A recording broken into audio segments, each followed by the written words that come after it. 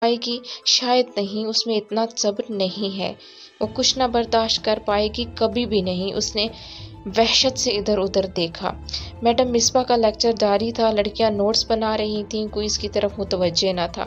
اس نے ذرا سی گردن اوپر کو اٹھائی، اوپر چھت تھی، چھت کے پار آسمان تھا، وہاں کوئی اس کی طرف ضرور متوجہ تھا، مگر وحشت اتنی تھی کہ وہ دعا بھی نہ مانگ سکی۔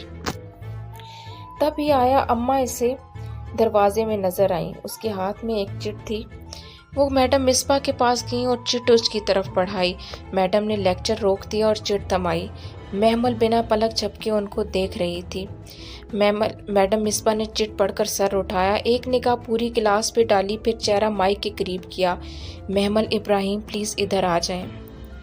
اسے لگا وہ اگلا سانس نہیں لے سکے گی۔ وہ جان گئی تھی کوئی مرنے والا نہیں تھا، اب کسی کو نہیں مرنا تھا۔ اس کا نام پکارا جا